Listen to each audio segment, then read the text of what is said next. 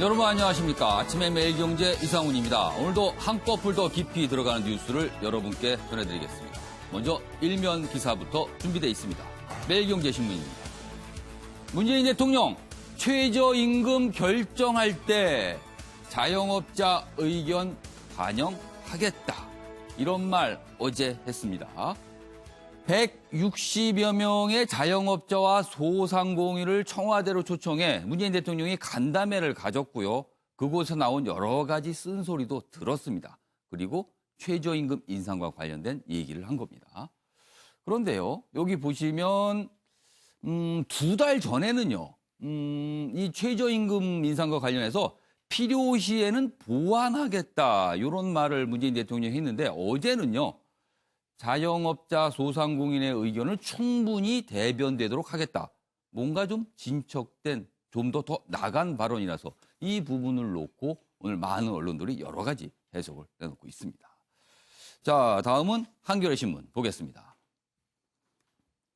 5.18 망언, 퇴출은커녕 지도부 입성길 터준 한국당이다. 이렇게 일면 톱으로 큼지막하게 기사를 다루고 있습니다. 내용 보시면요.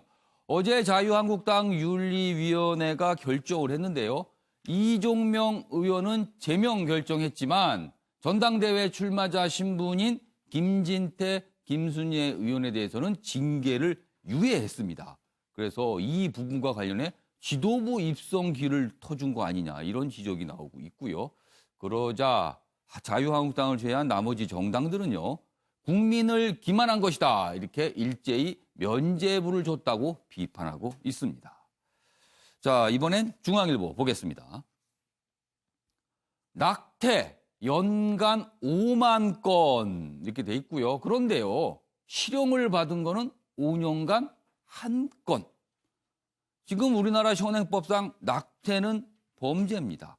낙태죄입니다. 그런데 이런 형태를 보니까 사실상 사문화된 낙태죄다. 이렇게 중앙일보는 전하고 있습니다. 여기 보면 내용이 조금 있는데요. 병원에 가서 여러 가지 낙태와 관련된 문의하니까요. 임신 6주면 현금 70만 원이면 된다. 그리고 20곳 중 12곳에서 수술 가능하다는 설명을 들었다. 이렇게 전하고 있습니다. 이런 가운데 헌법재판소가 다음 달에 낙태죄의 위헌 여부에 대해서 결정을 하게 됩니다. 자, 마지막으로 세계일보 보겠습니다. 기사가 이쪽에 있습니다. 올해는 5개 시도에 자치경찰제를 도입해서 시범 실시한 뒤 2021년에는 자치경찰제를 전국으로 확대한다. 어제 당정청이 모여서 회의를 열었고요. 이 자치경찰제 도입안을 합의해서 공개를 했습니다. 그 내용이군요. 여기 보시면 서울, 세종, 제주 일단 3곳은 지역이 확정이 됐고 여기에다 2곳을 추가해서 5곳에서 자치경찰제를 올해 시범 운영해 본다. 그리고 2021년엔 전국으로 다 확대한다. 이런 내용인데요. 민생과 치안, 교통사고 등 이런 분야를 자치경찰제가 전담을 하고 기존의 외사, 정보 이런 거는 기존의 중앙경찰에서 담당을 한다는 얘기인데요. 그리고 이와 맞물려 검경 수사권 조정 문제도 속도를 낼 듯하다. 이렇게 전하고 있습니다. 자, 지금까지 일면 기사 짚어봤고요. 오늘도 4분 패널께서 나오셨습니다. 한 분씩 소개해드리겠습니다. 먼저 윤경호 매일경제 논설위원 나오셨고요. 오늘 특별히 2분의 현역 국회의원 여야에서 자리하셨는데요. 강병원 더불어민주당 의원 나오셨고 김정재 자유한국당 의원도 나오셨습니다. 그리고 이은희 변호사 자리하셨습니다. 안녕하세요. 안녕하세요.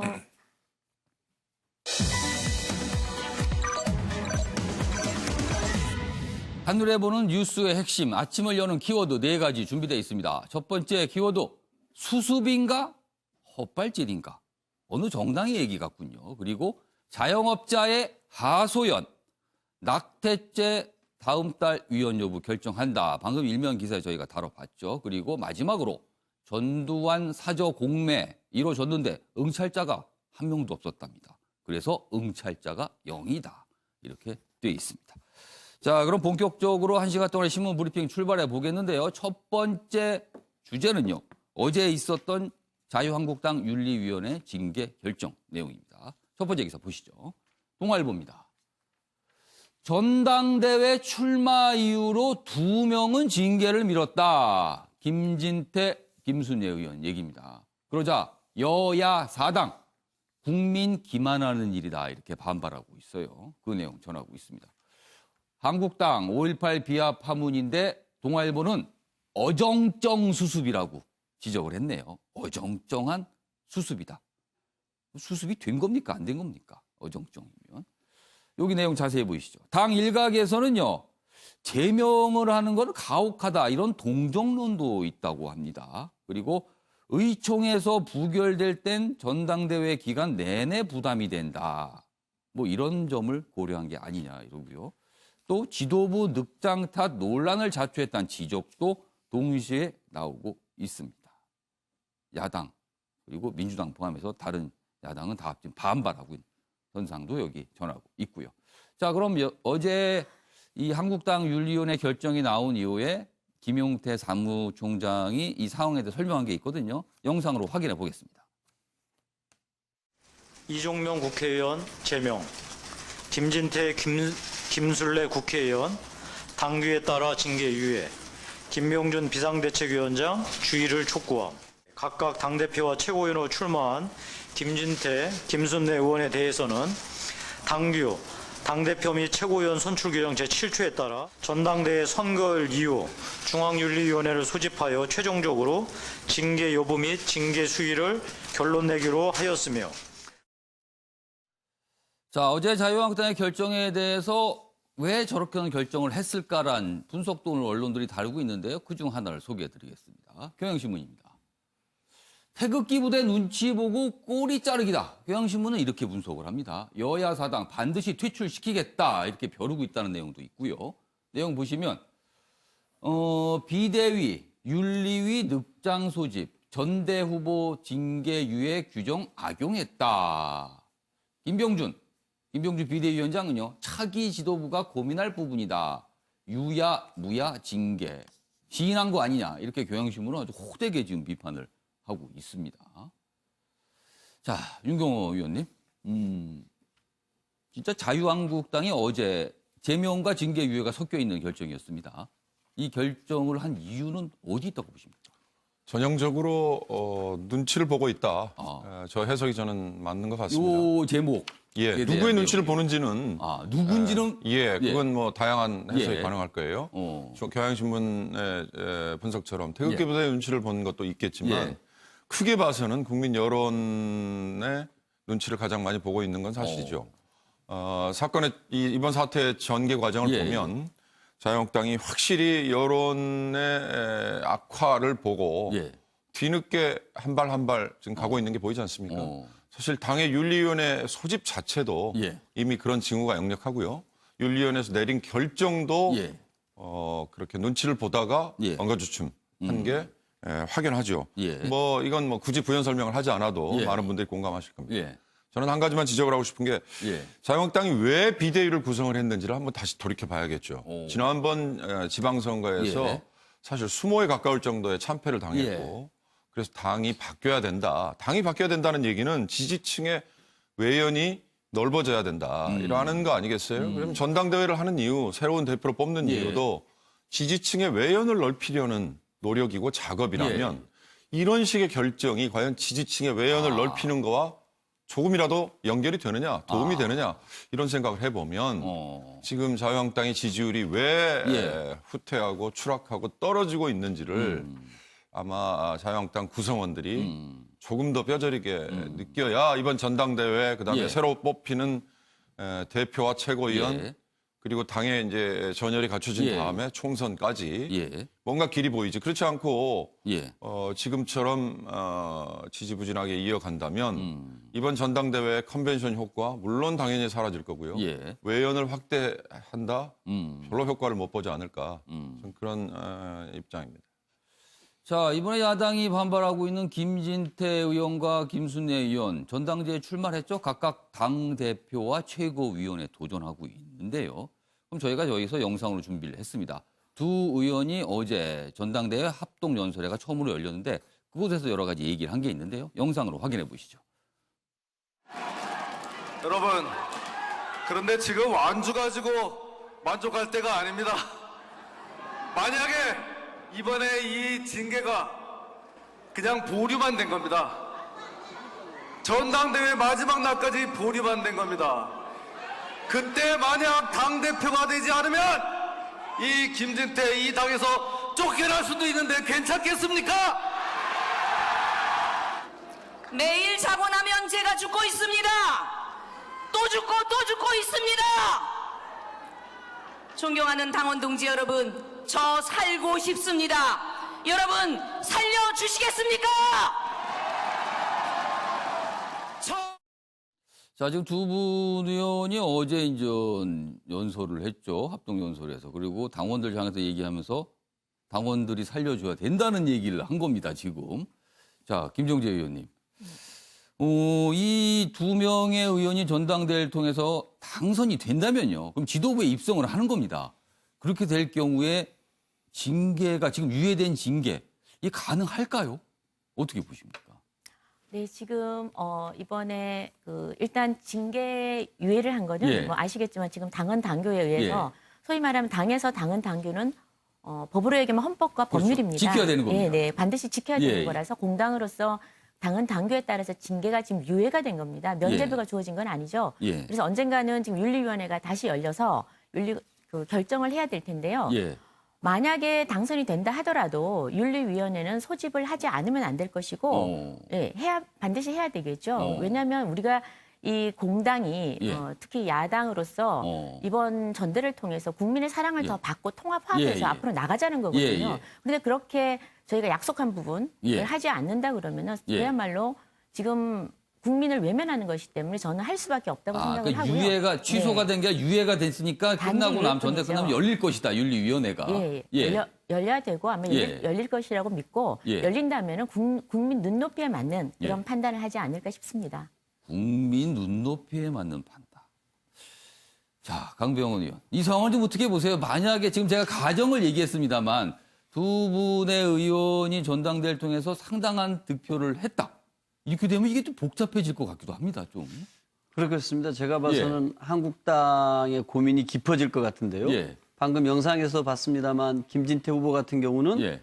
당대표가 안 되면 쫓겨납니다. 예. 이런 얘기를 했고 예. 김술래 최고위원 후보는 살려달라고 얘기를 했는데요. 살고 싶다. 살고 이렇게까지 싶다. 얘기를 했어요. 이렇게 얘기를 했는데 정말 일단은 먼저 좀 5.18 망언자들에게 예. 저렇게 큰 자리를 깔아주는 자체가 한국당이 아직도 지난 지방선거 참패 이후에 황골탈퇴는커녕 예. 여전히 대한민국의 민주주의와 역사적 가치를 부정하고 있다라는 이것에 대해서 예. 단죄하지 못하고 있구나라는 생각이 듭니다. 예. 무슨 전당대회의 유불리를 생각할 것이 아니라 예. 이 5.18 망언자들의 이 발언, 행태 계속해서 이어지고 있는 모습들이 예. 이 대한민국의 자유민주주의 기본 질서를 침해하고 있다라는 심각한 인식을 갖고 여기에 맞게 대응을 해야 되는데 예. 전혀 그런 대응이 아니다. 어. 어제 그 비대위 윤리 결정 이후에 예. 김병준 비대위원장의 발언 중에 이런 말이 있었습니다. 예. 인민재판식 판단할 수 없다라고 말씀하시면서 색깔론 비슷한 얘기까지 들고 나왔거든요. 어떻게 저렇게 망언자들의 역사를 부정하고 민주주의를 예. 부정하는 발언에 대해서 국민들이 제명하라고 하는 얘기를 예. 인민재판식 접근이라고 말할 수 있는지 여전히 자유한국당 지도부 예. 그리고 후보로 나온 오세훈 같은 경우도 여전히 유공자 명단 공개하라고 작년에 행정법원에서 예, 예. 공개 못하겠다 판결 난 걸 가지고 시비를 거는 것은 예. 여전히 5.18 민주화 운동의 정신을 부정하는 거고요.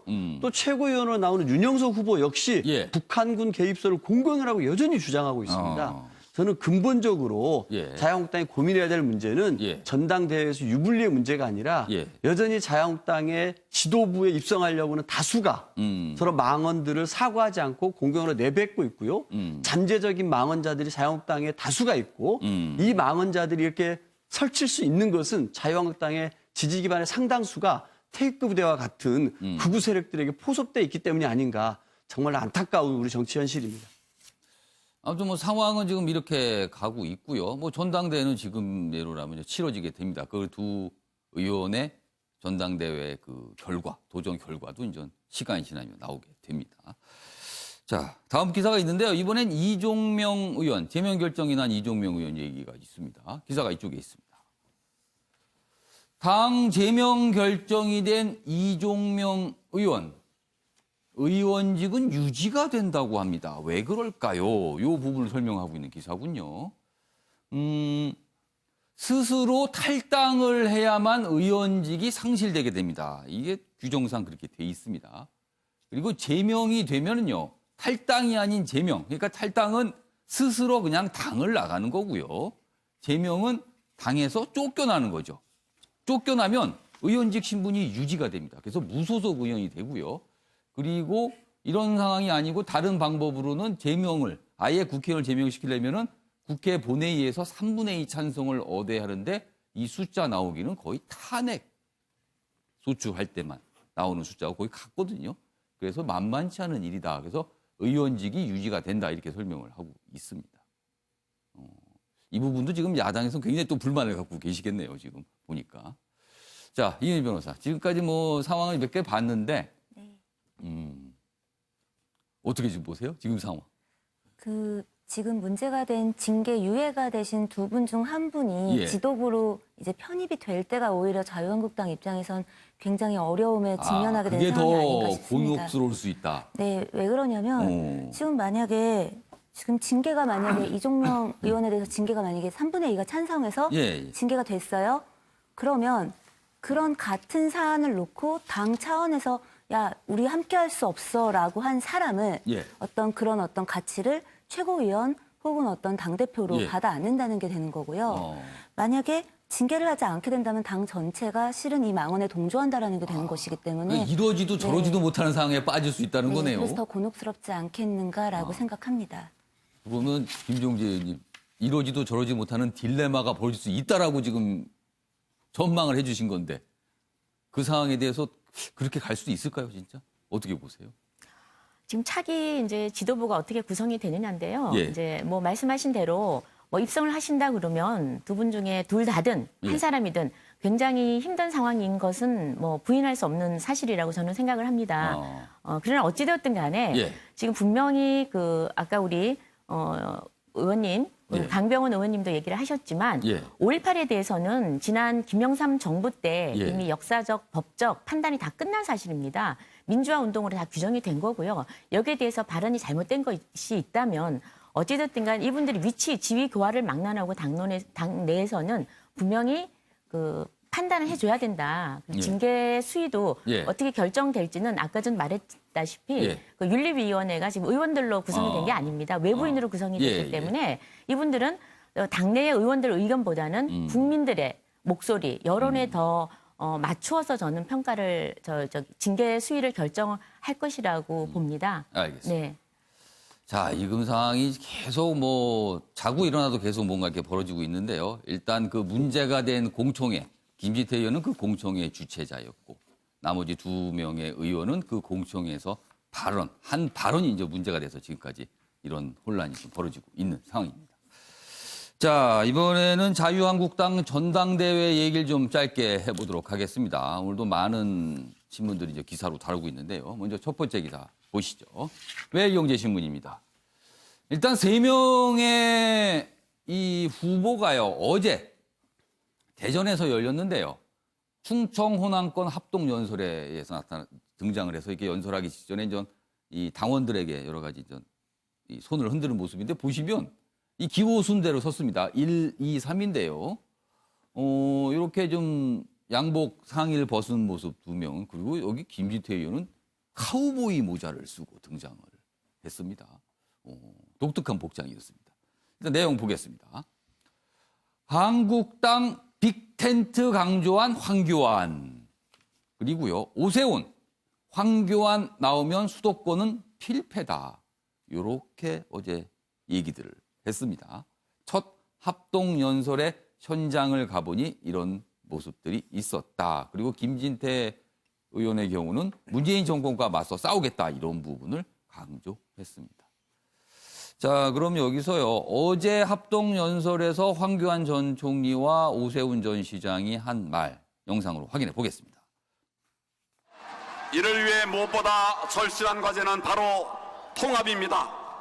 우리 당부터 하나가 돼야 합니다.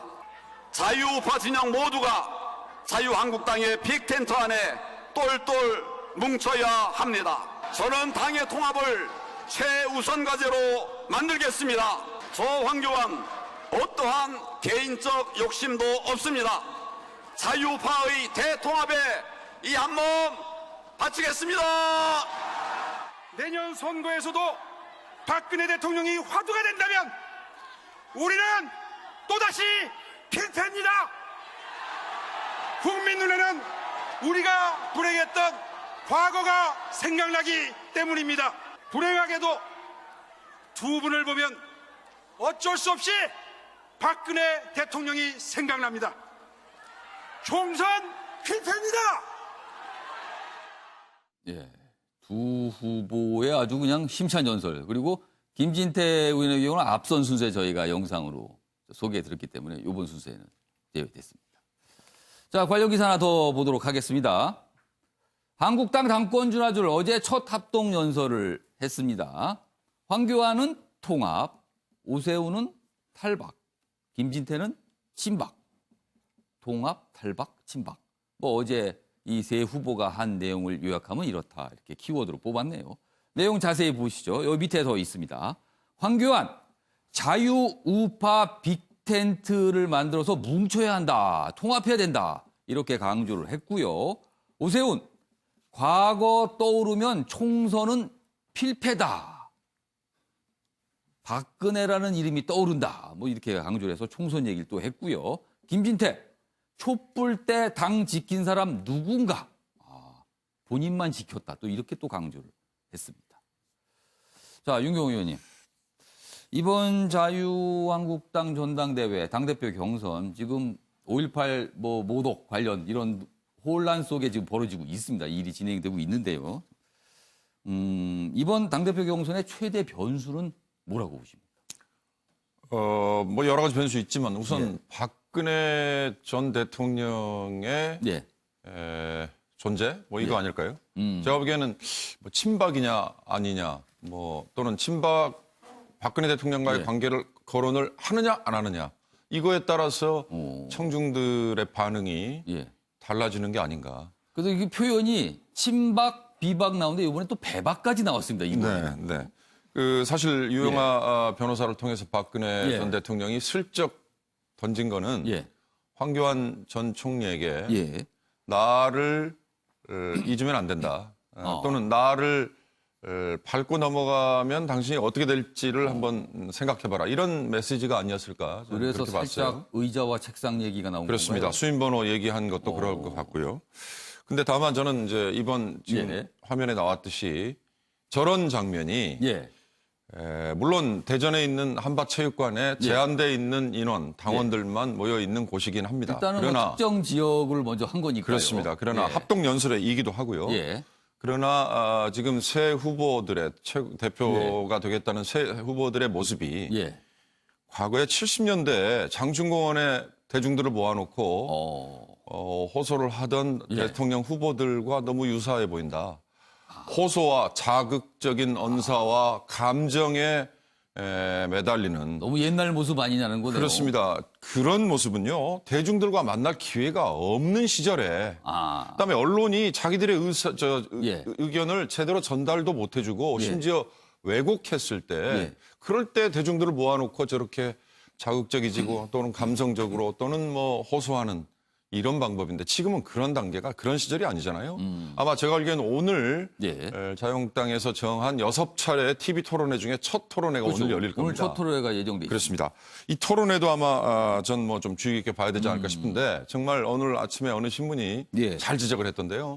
자유한국당 대표든 최고위원들의 이 경선 과정에는 대안이나 비전이나 정책은 없고 오로지 이념과 상대에 대한 공격. 상대는 뭐 경쟁 상대가 아니라 지금 뭐 자유우파 진영의 통합을 호소하듯이 뭐 현 정부든 또는 뭐 본인들이 얘기하는 좌파든 뭐 일정한 상대가 있는 거죠. 그에 대한 공격이 지금 난무하고 있지. 앞으로 내가 당을 어떻게 이끌어 가겠습니다. 어떤 정책과 비전으로 내가 하겠습니다라는 거는 아직은 보이지 않잖아요. TV 토론회에서 과연 그런 것들이 있을지 아니면 TV 토론회조차도 저런 자극과 호소와 감정에 예. 기초하는 얘기들만 난무할지 한번 봐야 될 것 같습니다. 김정재 의원님. 네. 원래 전당대회는 그 당이 가장 주목받는 현장이고 때입니다. 그 시기인데 이번 자유한국당 전당대회에서 당대표와 최고위원 등 지도부가 뽑히게 되는데요. 여러 가지 우여곡절을 겪으면서 이른바 주목받는 효과, 컨벤션 효과가 뭐 유야무야되고 있는 거 아니냐 이런 지적이 나오고 있거든요. 지금도. 이 부분은 좀 어떻게 생각하십니까? 네, 처음에 후보들이 사실 예. 황교안 후보가 출마하기 전에 예.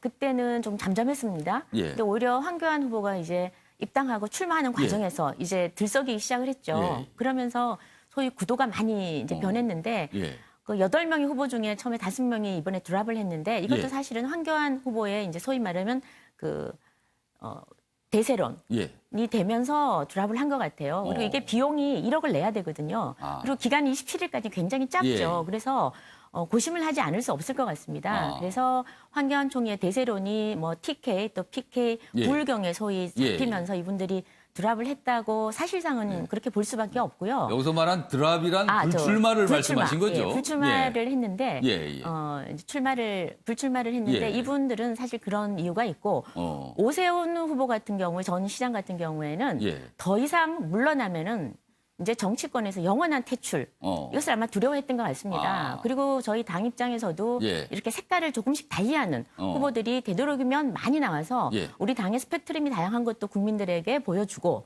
또 그리고 조금은 치열해지는 소위 말하면 예. 양강 또 삼강 구도를 예. 잡지 않습니까? 예. 그래서 그 관전 포인트들도 있고요. 또 주장하는 바도 다릅니다. 그리고 두 분이 오늘 저 연설에서도 보셨다시피 예. 서로 굉장히 컬러가 다르거든요. 예. 그래서 저는 이번에 뭐 어차피 컨벤션 효과라는 것이 예. 길어야 하루 이틀이고 또 예. 특히나 이번 같이 북미 정상회담하고 맞물려 있기 때문에 뭐 그런 효과 그러니까 소위 말해 효과 거기에만 포커스를 맞출 게 아니라 정말 이번에 이제 야당으로서 예. 지금 문재인 정부를 진정성 있게 견제할 수 있는 그런 야당이 다시 살아나는 계기를 만들어야 되기 때문에 이번 전당대회는 뭐 컨벤션 효과보다는 좀 내실을 기하는 그런 전당대회가 됐으면 하고요. 저도 지금 저 예. 장면을 보면서 예. 뭐 70년대, 60년대 예. 이러는데요. 이거는 여당이나 야당이나 정의당이나 다 똑같은 것 같아요. 굉장히 좁은 장소에서 예. 자기를 그 당원들 앞에 예. 아주 짧은 시간에 뭐 예. 보통 7분 뭐 10분 내외로 예. 얘기를 해야 되기 때문에 그 호소를 해야 되니까 또 큰 목소리로 해야 되니까 저런 어떻게 보면 저도 저렇게 합니다. 지역에 가면은 저렇게 하는데 예. 적어도 좀 바뀌었으면 하는 생각도 저도 듭니다. 그러나 또 SNS라든지 예. 지금 뭐 TV 토론이라든지 또 이름 방송이라든지 예. 이제 매체가 다양하기 때문에 저런 거 플러스 약간 전통적인 거 플러스 예. 또 지금 현대 지금 시대에 맞는 방식들이 같이 이렇게 접목이 돼서 좀 되는 경향이 있으니까 저 부분은 조금 아직까지는 저도 조금 바뀌었으면 하는 바람입니다만 알겠습니다. 이해는 해주셔야 될 것 같습니다. 김정재 의원께서 지금 원내대변을 맡고 계셔서 그런지 전당대회, 한국당 전당대회의 의미가 무엇인지를 준비해 갖고 오신 것 같아요. 보니까 지금 그래서 설명 좀 해 주셨습니다. 알겠습니다. 감사합니다. 자, 강병원 의원은 다른 정당 얘기긴 합니다만 지금 뭐 그래도 관심 있게 좀 보고 계신 거 아닌가요? 강병원 역시 지금 원내대변을 맡고 계시니까 예, 그렇습니다. 뭐 딴 정당 얘기긴 하지만 그래도 예의주시하고 계실 텐데 어떻게 보고 계세요 지금? 저는 참 이렇게 좀 안타까운 게요. 그 홍준표 전 예. 대표도 나오셨으면 하는 아. 그런 바람이 있는데 아마 왜 불출마를 했을까? 약간 예. 아쉬움이신 거네요. 과거에 특활비를 좀 모아놓으신 게 있으실 것 같은데 오. 1억을 마련 못하셨나 이런 안타까운 생각이 듭니다. 그리고 또 하나 안타까운 것은 예. 결국 이 세 분을 보면은 예. 뭐 배박이냐, 예. 친박이냐, 예, 예. 탈박이냐 예. 이 싸움을 서로 누가 선명하게 하느냐 싸움 같아요. 예. 여전히 이 탄핵당한 박근혜 전 대통령 그늘에서 못 벗어나고 예. 그 박근혜 대통령에게 구애해야 된다라는 게 예. 지금 한국당 정당대 당권을 잡고자 하는 사람들의 현주소가 아닌가 이런 좀 안타까운 생각이 들고요. 그러니까 아직까지도 이른바 박타령을 하고 있는 거냐 이 말씀들을 하시더라군요. 그렇습니다. 너무 안타까운 예, 모습입니다. 아까 우리 윤 위원님 말씀하셨습니다만 정말 이렇게 보수가 어떻게 새롭게 거듭나기 위해서 대한민국은 어떻게 가야 된다라고 예. 하는 보수의 가치 우리 이렇게 나가자라는 예. 얘기들이 전당대에서 논의가 돼야 될 텐데 나는 박근혜를 배반하지 않았다. 나는 뭐 박근혜를 뭐 지키겠다. 예. 그리고 뭐 박근혜 있으면은 뭐 총선 필패한다 이런 얘기들이 전당대회에서 중심이 돼서 얘기된다는 게 너무 안타깝고요. 또 네. 하나는 뭐 대세론으로 황교안 전 후보가 등장한다고 하는데 시중에 그런 말들이 요즘 나온다는 거 아닙니까? 황나땡. 황교안이 나오면 땡큐다. 이런 말이 있다. 누구한테 땡큐입니까 그게? 뭐 민주당한테 땡큐라는 그런 얘기가? 모양입니다. 예, 황나땡이란 말이 있다는데 황교안 전 총리 같은 경우는 일단 탄핵 총리라고 홍준표 대표가 공격을 했던데요. 그 탄핵 총리라는 말을 절대 벗어나지 못할 겁니다. 그리고 지금도 이렇게 하시는 거 보니까 통합을 얘기를 하는데 너무 이렇게 정치에 대해서 좀 무지한 거 아닌가라는 생각이 듭니다. 결국은 저 지지자들 수백 명 모였는데 아마 제가 봐서 태극기 부대와 가까운 분들이 좀 많이 모이신 것 같아요. 그래서 뭐 김진태 후보한테 그렇게 열광적으로 하시는 것 같은데 자꾸 이렇게 태극기 부대하고 싱크로율을 높여가는 것은 저는 한국당의 미래를 위해서도 결코 바람직한 모습이 아니다. 빨리 벗어날 때만이 정말 이렇게 여야가 있고 진보와 보수가 한국 정치를 함께 이끌어가게 되는데 대한민국 정치를 위해서 자유한국당이 어떤 자리매김을 해야 될지 정말 중요한 전당대회인데 지금 펼쳐지는 모습은 너무나 안타까운 모습입니다. 김종재 의원께서 곰곰이 듣고 계시는 거 보니까 하실 말씀이 있을 것 같은데. 아유, 할 말 많죠. 예. 사실 짧게 시간 드리겠습니다. 뭐 반론하실 거 있으면 하시고요. 네. 근데 지금 뭐 박타령이니 박근혜 전 대통령에 대해서 얘기를 하는데요. 사실 이번에 유영아 그 변호사의 이야기도 우리가 지금 박근혜 대통령한테 확인한 발언이 아니지 않습니까? 다들 추측이고 그렇죠. 추정일 뿐입니다. 추정과 해석이 추정과 많습니다. 해석이죠. 해석일 뿐인데 지금 저는 지금 우리 이 전당대회에서 사실 저 뭐 여러 가지 말 중에 딱 한 단어로만 언론에서 계속 언론에서는 어떻게 하면 이거를 박근혜를 계속 이 친박 프레임 또는 비박 프레임으로 할까라는 그런 데 관심이 있는 것 같은데요. 실상 저는 당 안에 있지 않습니까? 당 안에 있으면은 그렇게 친박, 비박, 뭐 무슨 배박 이런 박타령 전혀 없습니다. 지금 경제가 이렇게 박타령은 없다. 안에서 보면 이렇게 박타령이 경제가 아니다. 엉망진창되는데 지금 타령할 시간이 어디 있습니까? 빨리 저희는 지금 가장 중요한 거는 국민입니다. 국민. 지금 뭐 오늘 뉴스에도 여러 가지 나왔지만 경제가 엉망이고 이런 상황에서 야당 구실을 지금 더 제대로 해야 된다라는 게 제일 절박하거든요.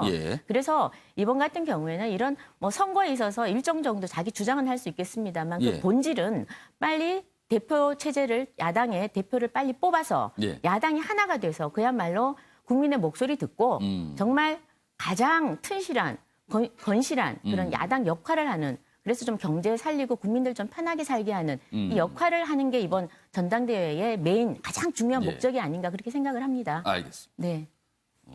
두 분이 하면 여러 가지 말씀이 있는데 아무튼 저희도 지켜보도록 하겠습니다. 자, 이번에는 안희정 전 충남지사의 부인이 어제 입장을 나타냈습니다. 그래서 오늘 크게 기사가 되고 있는데요. 내용 보시죠. 한국일보입니다. 안희정 부인. 지금 안희정 전 충남지사가 2심 판결에서 유죄가 나왔죠. 그 부분입니다. 미투 아닌 불륜 이런 주장을 했고요. 그러자 김지은 씨 측에서는 2차 가해다 이렇게 반발을 하고 있습니다. 내용 좀 자세히 보죠. 어제 SNS상에 장문의 글과 그리고 사진, 동영상 등을 올렸는데요. 성폭행 논란, 이른바 이 상하원 사건, 이 상하원이 어떤 숙소인데요. 상하원 사건을 재거론을 하면서 이거는 미투, 성폭행 이런 부분이 아니라 불륜이다. 그리고 피해자는 본인과 본인의 아이들이다. 이렇게 어제 얘기를 했습니다. 그리고 또 이런 말도 있어요. 여기 보시면. 굉장히 이 재판에서도 논란이 됐던 부분인데요. 이 상하원 사건, 이른바 이 숙소에서 여러 가지 모습들이 있었는데 그 부분입니다. 상하원에서 벌어진 일에 대한 김 씨 진술이 거짓말이라는 주장을 펼쳤다. 이렇게 돼 있습니다. 그런데 이 부분이요. 여기 좀 가보겠습니다. 그렇다면 이런 주장, 어제 나온 이게 지금 대법원에 가 있거든요. 최종심으로. 이게 그러면 앞으로 재판에 어떤 영향을 줄 수 있는 것인가? 그 부분입니다. 여기 보시면 법조계에선 민 씨 주장에도 불구하고 안 전 지사 사건 결과 뒤집히긴 어렵다는 관측이 나온다. 한 변호사는요. 이렇게 얘기를 했습니다. 법리를 따지는 법률심인 대법원이 형사 사건에서 하급심의 사실 인정을 뒤집는 경우는 극히 드물다. 이렇게 설명했는데 설명이 좀 어렵군요. 어려운 단어들이 등장을 해서요. 자, 이은희 변호사. 일단 어제 안희정 전 지사의 부인이 올린 글 내용 그리고 이 내용이 아까 여기 소개 잠깐 됐지만 이 대법원 판결에는 어떤 영향을 미칠 수가 있는 건지 이 부분 좀 설명 좀 해주시죠. 법률적으로.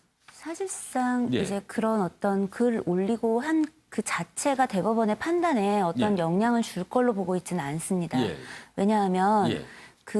이게 법률 이 재판 안에서 1심과 2심, 사실심 안에서 이제 예. 오고 갔던 공방들과 예. 기록들이 대법원으로 올라갈 거고 그 이후에 이제 상고이유서라든가 상고이유 보충서라든가 예. 이런 것들을 이제 안희정 전 지사 측에서 이제 변호인 측에서 제출을 하겠죠. 그러면 그 안에서 다루어질 수는 있겠지만 예. 이렇게 어떤 법률 밖에서 재판 밖에서 법정 밖에서 어. 이루어지는 것들 자체를 예. 뭐 법원이 수렴해서 그거를 감안해서 판단한다는 건 뭐 대법원만이 아니라 법정 자체에서 있을 수 없는 일입니다. 예. 이제 더구나 예. 대법원 같은 경우는 법률심이라고 예. 불리는데 예. 그 이유가 뭐냐면 1심과 2심에서는 주로 사실관계를 다 다툽니다. 그러니까 증인들도 나오고 예. 뭔가 이제 증거들도 제출이 증거나 되고 증언 이런 부분들을 그렇습니다. 다툰다는 거죠. 증거와 증언을 가지고 이제 누구의 말이 사실일 예. 것인가, 뭐 이게 그 범죄에 합당할 것인가 예. 아닌가 이런 것들을 다투게 됩니다. 예. 그런데 이제 대법원에서 주로 다투는 건 예. 그동안 1심과 2심을 이제 거쳐오면서 예. 이 하급심의 어떤 그 판결이 법률상 하자가 있는가, 아. 세증법칙 위반이 있는가, 뭐 혹은 절차상 하자가 있는가. 그러니까 법률을 적용해서 그렇습니다. 어떤 결정인데 그 부분에 문제가 네. 좀 있는가? 그렇습니다. 그래서 이제 물론 그 뒤집힐 가능성이 없냐 그렇진 않죠. 왜냐하면은 삼심제를 두는 이유는 어쨌든 그 가능성, 다툴 수 있는 가능성을 그래서 열어놓는 대법원에 거기 올라가서 때문에 이른바 파기환송이 되는 경우들이 그렇습니다. 발생하니까요. 예, 그래서 예. 예를 들어서 뭔가 그 안희정 전 지사 변호인 예. 측에서 이런 부분들을 종합해서 사실은 이런 부분이 2심 때 어떻게 거론되었는데 예. 그런 부분들이 반영되지 않아서 뭐 체증법칙이 어떤 식으로 뭐 위반된 것 같다. 이게 기존에 나와 있는 판례상 보더라도 판시상 보더라도 그 피해자가 증인으로 나와서 예. 어떤 증언을 했던 것에 대한 진술의 신빙성 판단에 있어서 좀 무리가 있었다라는 것들이 피력이 되고 만약에 그런 것들이 받아들여진다면 예. 그러면 물론 그 파기환송이 될 수도 있습니다. 예. 그러나 그 이런 것들이 그 한마디로 법원 밖에서 이루어지는 어떤 이런 이야기들에 의해서 좌지우지 되는 것은 아닙니다. 그렇다면 안희정 전 지사의 부인이 이렇게 장문의 입장문을 올린 이유는 뭘까요? 어떻게 아무래도 볼까요? 그 당사자들의 입장이라는 건 굉장히 첨예한 게 아닌가 싶습니다. 어쨌든 이제 저의 입장에서 보면은 예. 안희정 전 지사의 가족이든 혹은 김지은 씨든 다 피해자인 것은 분명해 보입니다. 예. 그 본질을 무엇으로 놓든 각자 입장에서 무엇을 예. 어떻게 생각하든지 간에 그것이 정당화되기는 좀 어렵습니다. 그런데 이제 지금 안희정 전 지사 사건에서 이제 부인 같은 경우는 예. 이게 이런 판결이 남으로써 자신의 입장에서는 뭐 억울한 부분이 있을 수도 있고 거기에 예. 그 많은 사람들이 알고 있는 사건이기 때문에 예. 가족이 함께 지탄받거나 비난받는 어떤 것들이 생기게 됩니다. 그런 부분에서 갖는 부담감, 자녀들에 대한 어떤 그런 부담감 같은 것들도 일정 부분 작용하지 않았을까 싶습니다. 다만 예. 이런 일들이 예. 많이 일어납니다. 그러니까 사건을 하다 보면 예. 특히나 이제 그 이렇게 그 결혼을 한 남자, 유부남 가해자와 예. 그다음에 그 결혼을 하지 않은 피해자의 어떤 사건에서 특히나 업무상 위력, 그것이 예. 학교이든 체육계였든 예. 혹은 직장이었든 이런 어떤 업무상 위력이 강하게 작용하는 어떤 상황에서는 예. 그 피해가 반복이 됩니다. 그 양상이 그 예. 후반부로 이게 반복이 될수록 예. 외관상 볼 때는 좀 불분명하게 본질이 흐려지는 부분들이 있기 예. 때문에 오인을 많이 사고 예, 예. 그럴 때 이제 가해자의 가족이 나서서 이제 뭔가 피해자를 회유하거나 협박하거나 설득하거나 이제 이런 일들이 많이 일어납니다. 예. 그건 뭐 그렇게 뭐 낯선 현상은 아닙니다. 이것이 옳고 그르냐의 문제를 떠나서 예. 우리가 이런 현상을 바라보면서 두 가지를 꼭 생각해야 되는데 예. 그 통상 폭력이 반복됐을 때 어떤 상황에서 성폭력을 뭐 절도나 이런 걸로 예. 비교하면 마음에 안 와닿으실 테니까 우리가 얼마 전에 이제 사회를 떠들썩하게 했었던 예. 양진호 씨 사건에서 보면 그 사람의 폭력이 반복되고 그걸 반복적으로 받아들였다고 해서 그걸 가해자의 양진호 씨의 가족에게 그 예. 심경을 묻는다든가 그들의 입장을 뭐 예. 싫고 예. 하는 일을 하지 않는데 예.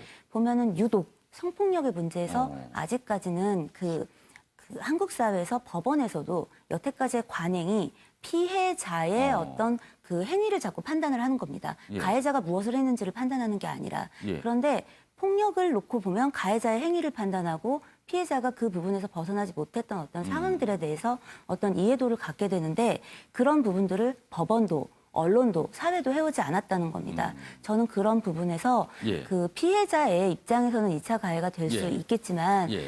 우리가 한번 고민해봐야 되는 건 우리가 그 가족들을 어떻게 함께 비난하거나 뭐 이런 것들은 좀 바람직하지 않지 않겠나. 다만 이런 것들을 언론이 이런 식으로 예. 보도하고 뭔가 전면으로 끌어올리고 이슈화하는 것도 예. 바람직하지 않다. 오히려 이거 자체가 2차 가해가 된다라고 보는 게 맞지 않겠나라고 생각합니다.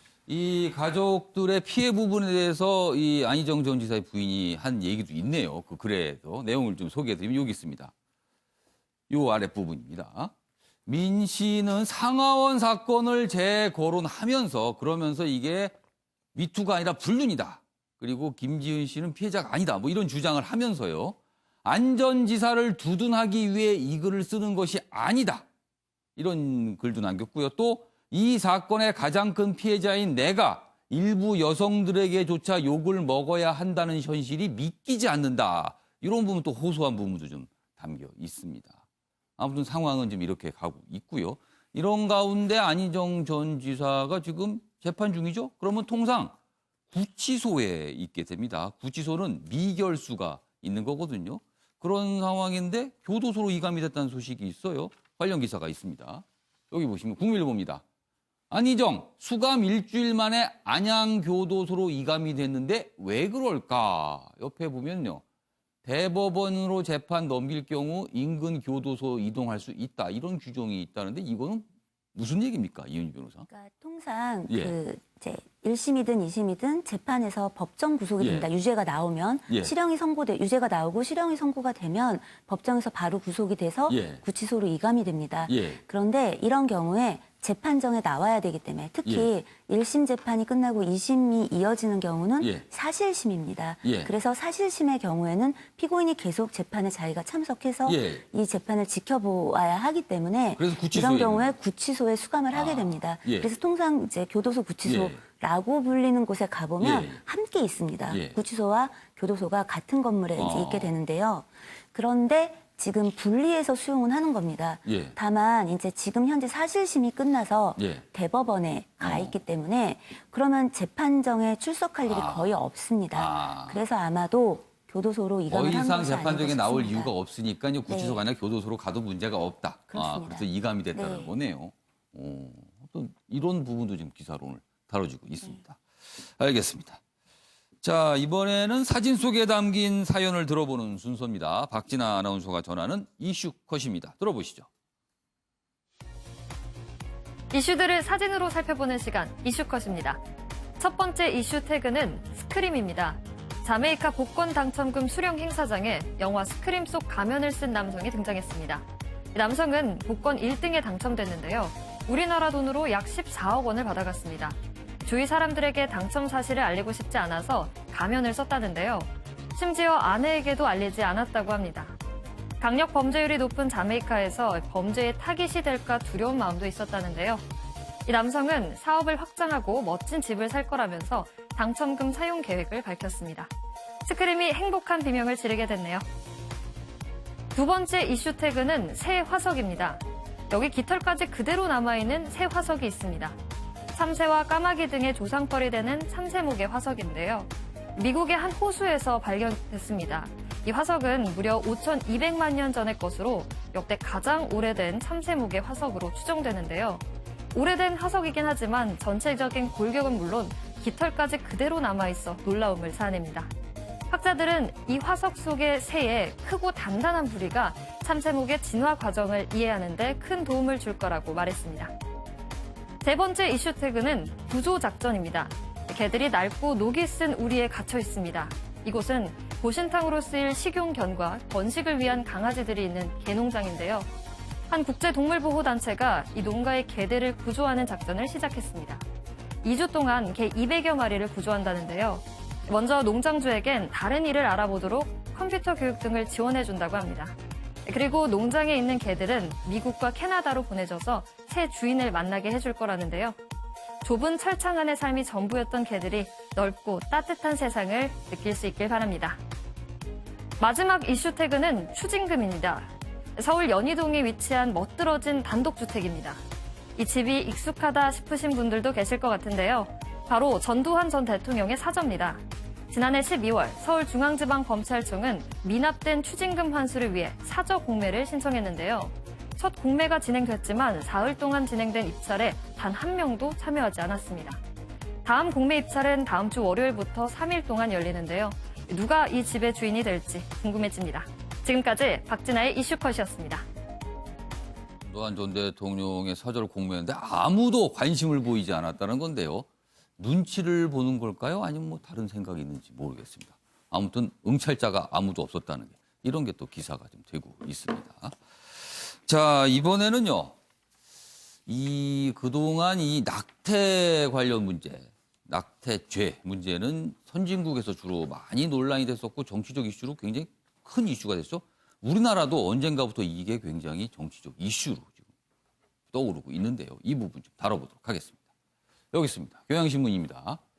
헌법재판소 낙태 금지 위헌 여부를요. 4월 특별기일을 잡아서 선고할 예정이다. 이렇게 돼 있습니다.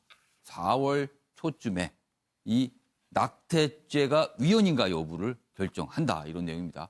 그런데 불합치 가능성이 있다. 그러니까 지금 낙태죄 처벌이 헌법에 불합치한다. 헌법 불합치 결정이 있다. 문제가 있다라는 결정이 나올 수도 있다는 내용을 전하고 있는데요. 여기 있습니다.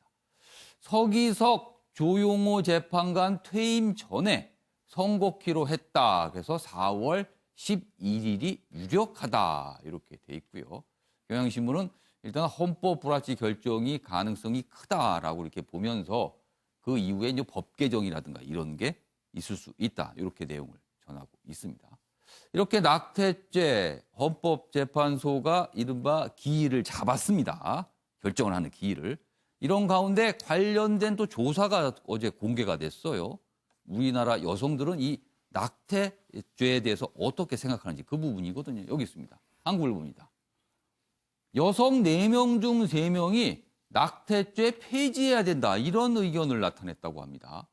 헌재, 그동안은 이 낙태죄가 합헌이라는 입장이었어요.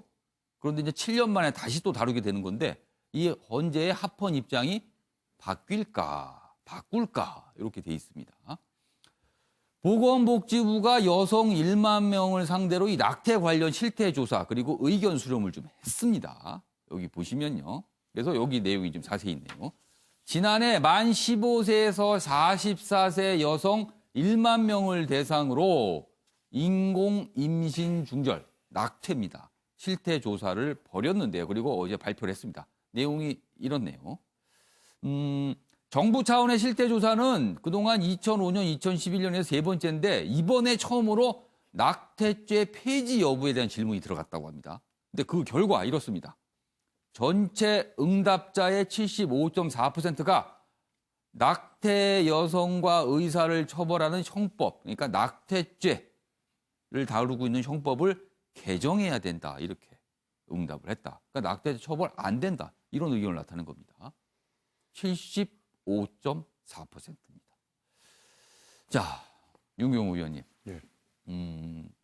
서방 국가에서는 낙태죄 문제 엄청나게 치열한 논쟁이죠. 우리나라도 드디어 이런 게 논쟁이 본격적으로 시작되는 것 같은데요. 그렇습니다. 윤경호 의원께서는 좀 낙태 이 부분은 좀 어떻게 의견을 갖고 계십니까? 우리 사회 전형적으로 겉다르고 속다르고 예. 규정 따로 현실 따로의 대표적인 사안 중에 하나죠. 지금 이 앵커가 거론한 것처럼 예. 형법상 낙태 처벌에 관한 규정 예. 그리고 모자보건법에 있는 낙태 예. 허용에 관한 사유 규정 이 두 가지가 실제 현실에서는 따로 노는 거예요.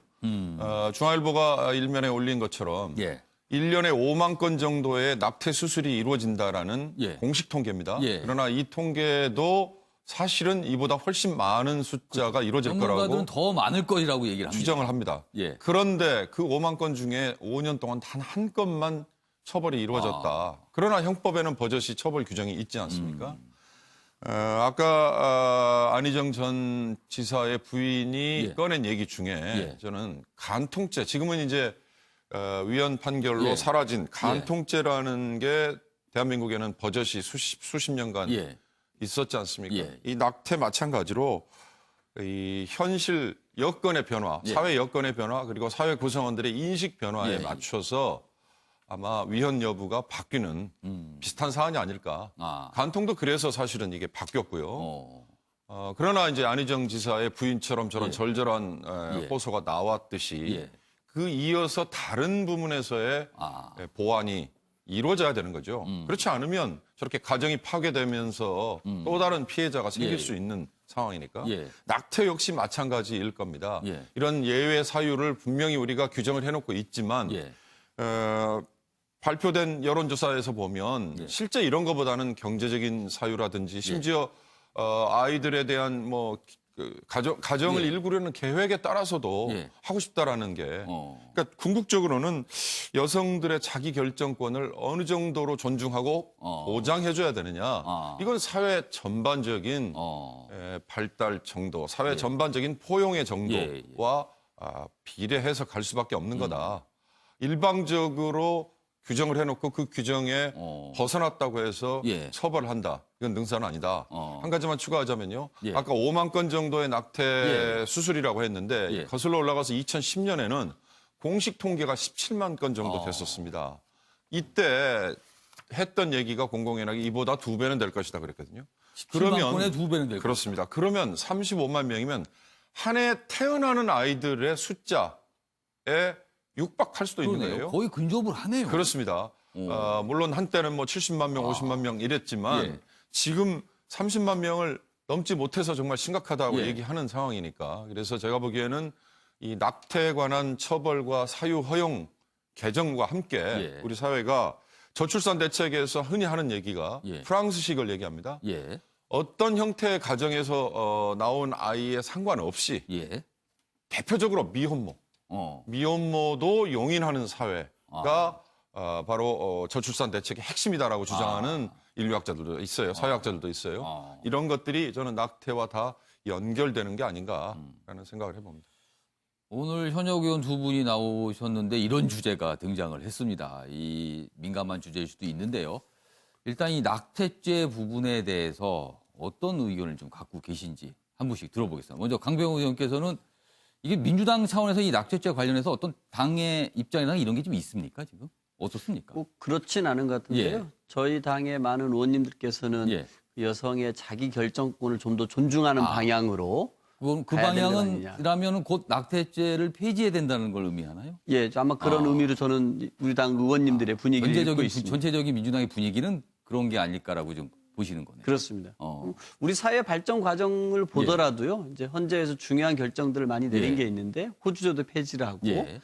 그다음에 간통죄도 폐지를 하지 않았습니까? 예. 이 낙태죄 폐지 여부도 헌재 중요한 결정으로 이제 4월에 내려질 예. 거라고 예측이 되고 있는데요. 예.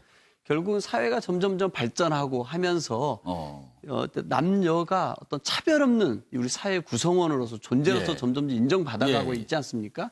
이게 법에서나 헌법에서나 저는 마찬가지라고 생각합니다. 누구나 자신의 행복을 추구할 권리가 있고요. 예. 거기에 따라서 동등하게 차별 없이 대우를 받는 건 너무나 당연한 일이라고 생각합니다. 예. 그러면서 이 낙태죄 폐지라는 것이 여성에게만 책임을 묻고 여성에게만 모든 것의 책임을 물었다라고 한다라면은 이것도 명백한 차별일 수 있고 한 사람의 행복 추구권을 침해하는 저는 요소가 강했다고 볼 수 있다고 생각합니다. 알겠습니다. 그런 의미에서 여성의 자기 결정권 그리고 사회 구성원 모두가 예. 차별 없는 사회로 가기 위해서 짚어보여야 될 문제가 있다라면은 헌재가 현명한 판단을 할 거라고 생각합니다. 예. 자, 김정재 의원께서는 이 낙태죄 폐지 여부에 대해서 어떤 입장을 갖고 계신지. 뭐 아시겠지만 저희가 지금 예. 당내 당직이 원내 대변인입니다. 그래서 저희가 보통 방송 나오면 당의 의견을 대변을 해야 되는데 예. 아직 뭐 당에서는 여기에 대해서는 아직 심도 깊은 아직까지 논의는 공식적인 어떤 입장은 방향이나 없습니다. 입장은 그래서 뭐 없는 이건 거죠. 제 개인적인 예. 의견인데요. 이게 예. 낙태죄 오늘 아침에 폐지 얘기를 들으면 참 아이러니한 부분을 느끼는 게 지금 대한민국의 가장 큰 문제가 저출산 문제입니다. 예. 지금 수십 년 동안 수백 조의 돈을 예. 넣어서 제발 아예 좀 예. 놔달라고 합니다. 근데 저렇게 낙태가 그런데 많이 지금 벌어졌어요. 낙태 문제는 예. 지금 아이를 안 낳겠다는 거거든요. 예. 근데 그 아이라는 건 원치 않는 아이를 안 낳겠다는 걸 수도 있고요. 예. 근데 그것만이면 다행인데 이번에 왜 그럼 도대체 낙태를 하려고 하냐 그 원인을 살펴보니까 예.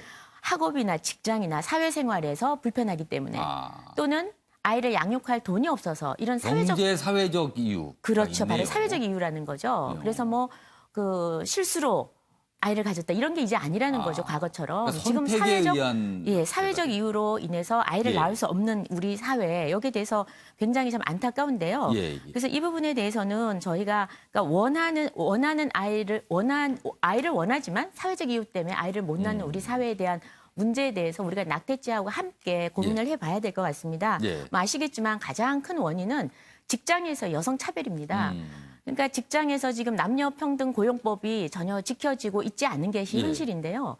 여성들을 보통 대기업에서 여성들을 면접 볼 때 안 뽑는 이유가 아이를 갖기, 소위 말해 임신을 하기 때문이라고 그러거든요. 그러니까 공백이 생긴다는 거죠. 출산과 육아를 해야 되기 때문이라고 생각을 하는데 정말 아이러니 아닙니까? 아이를 많이 낳아야 되는 이 대한민국의 운명.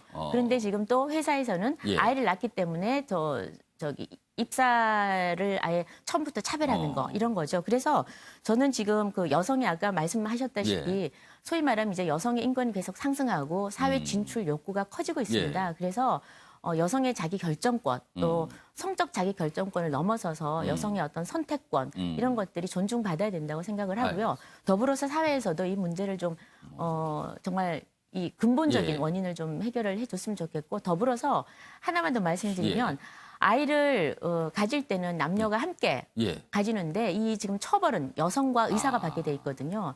굉장히 남녀 차별적인 요소가 강한 법입니다. 그래서 이 부분에 대해서도 우리가 입법적으로 한번 다시 재검토를 해봐야 될 시점이라고 생각을 합니다. 이은희 변호사께서는 이 낙태죄 폐지 이제 조만간 헌재에서 결정을 할 텐데요. 어떻게 보십니까? 낙태죄가 폐지돼야 한다고 생각하기 때문에 낙태죄 폐지를 결정해 주셨으면 좋겠다라고 굉장히 바라고 있습니다. 일단 그렇게 바라시고 헌재는 그 전망은 어떻게 하고 계세요? 전망도 사실은 지금 2012년에 그 헌법재판소 그 결정이 나온 이래로 7년 정도 시간이 지났고 또 그 사이에 헌법재판관분들도 7분이나 바뀌셨고 사회 분위기도 많이 바뀐 부분이 있습니다. 근데 제가 이제 이런 얘기를 드린 건 사실은 저는 거창하게 대한민국의 뭐 미래와 뭐 대한민국 출산율 이런 이야기보다는 어차피 그런 얘기는 앞에서 다 해주셨으니까 그 사무실에서 이제 저희 사무실에서 그 하는 사건들 안에 여성 사건들이 되게 많은데 이런 사건 많습니다. 그 아이를 가져요 사귀다가 그런데 이야기를 합니다. 그리고 그 중절해야 될까 낳아야 될까 우리 결혼을 해야 될까 얘기할 때 남성 쪽에서 내인지 어떻게 알아라든가 혹은 뭐 그 낙태를 해라라든가 이런 걸 전방위적으로 남성이나 남성 부모에 의해서 압박을 해오는 경우가 되게 많고요. 그런 속에서 이제 굉장히 감정이 훼손돼서 낙태와 관련된 비용을 그럼 줘라 같이 가자라고 하는 속에서 이걸 공갈이나 협박으로 고소를 받고 그래서 법정에 서게 되고 이런 일들이 사실 아직까지 비일비재합니다. 근데 이 과정에서 우리가 뭘 보게 되냐면 그 이제 검찰이나 법원에서 그럼 정말 아이를 가졌었는지 그래서 낙태를 하게 된 건지 입증을 해봐라. 그 말을 그 화가 나서 했다는 말을 아기를 가졌다가 뭐 낙태를 하게 돼서 한 건지 입증해봐라라고 이야기를 합니다. 그런데 문제는 어느 병원에서도 그 기록이 남아있지 않습니다. 왜냐하면 그게 지금 아까 보셨다시피 그렇습니다. 헌법 269조, 270조에서 인부만이 아니라 의사에 대해서도 처벌을 하고 있고요. 관련 어떤 하위법에서도 처벌을 하고 있기 때문에 그 병원 자체에서 가명으로 진료하고 가명으로 수술합니다. 그러면 이런 경우에 나중에 결국 이 모든 부담들도 여성 한 명에게, 인부 한 명에게 그 집중되는 것들을 볼 수 있는데요. 이것은 엄연한 현실입니다. 그리고 5만 명이라고 써 있지만 정말 5만 명만 솔직하게 대답을 했을까요? 저는 그런 부분에서 사회의 어떤 국민 법감정에 합당하지 않은 이런 법률을 우리가 계속 끌어안고 있어야 되는 이유는 무엇인가 되물어보고 싶고 아직 결정이 나지 않았기 때문에 이 방송을 나온 이유 중에 하나도 그 말씀을 꼭 전하고 싶어서 나왔습니다. 알겠습니다. 자, 지금 헌법재판소의 이제 결정이 조만간 나올 겁니다. 어떤 결과가 나올지 그때도 굉장히 큰 뉴스로 달아질 것 같습니다. 자, 이번엔 두 개의 신문 기사를 비교해 보겠습니다. 주제는요. 청와대에서 어제 열린 문재인 대통령과 자영업자 소상공인 간담회입니다. 주제는 같아도 내용은 다르다. 신문 대 신문 보시죠.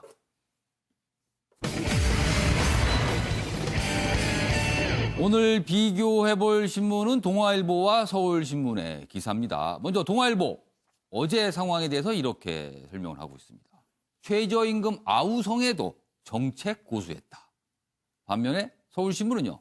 아픈 손가락을 다독인 문재인 대통령이다. 아픈 손가락. 은유적인 표현이 나왔습니다. 자, 먼저 동아일보 기사부터 좀 보겠습니다. 다 죽게 생겼다 호소해 문재인 대통령. 여기서 해결 못해줘서 미안하다. 이런 입장을 보였다는 내용이 있고요. 최저임금. 어제 자영업자 소상공인들이 아우성했지만 정책을 고수한다는 입장을 나타냈다. 이렇게 좀 지적을 하고 있네요. 보시죠. 최저임금 찬성했던 단체도 이제 그만했으면 좋겠다. 일자리 안정자금, 소상인 지원금 등등 정작 활용도 못한다. 이런 비판이 주이었는데요. 문재인 대통령 장관 다그치며 달래기. 그리고 장관들은 의견 반영한다. 원론적 답변뿐이다. 그래서 정책 고수다. 이렇게 동아일보는 지적을 하고 있습니다. 반면에요. 서울신문 보시죠. 아픈 손가락 자영업자 다독인 문재인 대통령. 최저임금 인상에 의견을 반영하겠다. 충분히 반영하겠다. 이런 입장을 보였다고 또 설명을 하고 있습니다. 동아일보 기사하고는 분위기가 사뭇 다르죠. 자영업자 소상공인 첫 청와대 초청 간담회. 문재인 대통령 최저임금 인상이 어려움 가중시켜 방향은 맞지만 속도 등 생각 다를 수도 있다. 이렇게 되고요. 어제 참석자들은요. 그간의 여러 가지 어려움을 호소했다. 개선책을 호소했다. 이렇게 되어 있습니다. 자, 그럼 어제 상황 영상으로 확인해 보겠습니다. 보시죠. 최저임금의 인상을 결정하는 과정에서 자영업자와 소상공인들의 의견도 충분히 대변되도록 하겠습니다.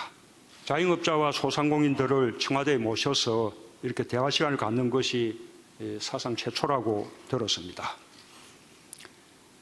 경청할 준비가 되어 있습니다. 하시고 싶은 말씀들 허심탄회하게 해주시기 바랍니다. 네, 어제 간담회 그리고 거기서 나온 최저임금 인상 문제에 대한 내용 저희가 기사로 다뤄봤는데요. 윤경호 의원님, 두 개의 신문기사 비교해봤습니다. 어떻게 보셨습니까? 쓴소리가 뻔해 보이고요. 예. 하소연과 읍소가 뻔한데도 대통령이 일단 청와대로 불러서 얘기를 듣겠다. 예. 그리고 마음껏 예. 얘기하시면 제가 경청하겠다. 예. 굉장히 진일보한 거죠. 예. 대통령이 또 그렇게 얘기했습니다. 최저임금 인상이 어려움을 가중시킨 거 잘 알고 있다. 인정했어요. 예. 그런데 여기서 당장 조치를 못 내놔줘서 미안하다. 그거는 이제 부처 장관들이나 예. 당의 정책위에서나 예. 대책을 강구해라라는 의기겠죠. 예. 예미겠죠. 핵심은 그겁니다. 최저임금 인상의 속도를 조절하거나 예. 아니면 현장에서 얘기한 것처럼 한 해 16.4% 올리고 그다음에 10.9% 예. 올렸는데 동결을 해 주십시오라고. 그러면 급격한 변화 아니에요? 동결을 사실 해달라고. 문재인 대통령 이전에 박근혜 대통령 시절까지 매년 평균 8% 정도씩 꾸준히 올랐습니다. 예. 최저임금 인상이라는 게 절대적인 수준의 임금도 못 받는 사람들을 보호하기 예. 위한 거니까 의지, 방향, 뜻 다 맞는 거죠. 예. 그러나 왜 정책의 수정이 필요하냐? 지금 모든 경제 정책에 기승전결에서 결은 최저임금 인상 때문이다라고 이렇게 가고 비판이 가고 있어요. 경제학회, 한국경제학회에서 주최한 경제학자들조차도 그렇게 지적을 하고 있거든요. 그런 점을 감안하면 뭔가 피부에 닿는 정책의 수정과 변화가 불가피하다라고 지적을 하고 싶습니다. 강병호 의원께서는 두 개의 기사 어떻게 보셨습니까? 예, 저는 어쨌든 그 대통령께서 저런 쓴소리가 충분히 예상되는 자리를 만드셨다는 것 자체가 이 민생을 챙기고 경제를 챙기겠다는 뜻을 강력하게 표출해 주신 거라고 생각이 들고요. 최저임금이라는 것은 지난 대선에 여야 후보 모두가 공약했던 바입니다. 왜 그러냐면은 우리 사회 그만큼 소득의 양극화와 불평등이 심각하고 이 문제를 해결하기 위해서 저소득층의 소득을 올리자라는 다 공감대가 있었습니다. 그리고 최저임금이라는 것 자체가 이 노동자들의 인간다운 삶을 보장하기 위한 최소한의 임금을 보장해 주는 것 아니겠습니까? 저는 가야 할 방향 길입니다. 중단 없이 하지만 속도 조절해서 가는 게 맞다고 생각합니다. 그러니까 고수하는 게 맞다. 이 입장이신 거네요. 그렇습니다. 알겠습니다. 자, 김종재 의원께서는 어떻게 보셨어요? 네, 다 맞는 말씀인데요. 예. 그 결과가 중요하죠. 예. 약자 보호한다고 해놓고 약자 보호 못했습니다. 지금 약자가 가장 어려워하고 있어요. 그다음에 불평등 심화되는 걸 막는다? 불평등 더 심화됐습니다. 부자는 더 부자 되고 힘든 사람은 더 힘들어졌어요. 결과가 경제는 결과가 말해주는 거고요. 지금 그런 아파하는 아우성치는 많은 소상공인들, 자영업자들이 있습니다. 이 사람들 불러놓고 아픈 손가락 다독이기는 했는데 나는 변하지는 않겠다. 이건 아집이죠. 대통령은 국민들이 아파하면 정책 변화해야 됩니다. 변환을 해야 되고 당연히 예. 최저임금을 상승하는 걸 속도 조절을 하라는 겁니다. 예. 그래서 갑작스럽게 올려서 지금 다 죽게 됐다는 거거든요. 알겠습니다. 그러니까 다독거리지만 말고 정책 전환 반드시 해주시기 바랍니다. 알겠습니다. 자, 오늘 뭐 저희가 준비한 기사는 여기까지 봤습니다. 올겨울엔 눈 경하기가 어려웠는데요. 오늘 모처럼 눈발이 날리고 있습니다. 아침엔 수도권과 강원, 충청에 그리고 저녁부터는 남부 지역에 눈이 오겠습니다. 길이 미끄러운 만큼 낙상 사고에 조심하셔야겠습니다. 아침에 매일 영재 오늘은 여기까지입니다. 시청해주신 여러분 고맙습니다.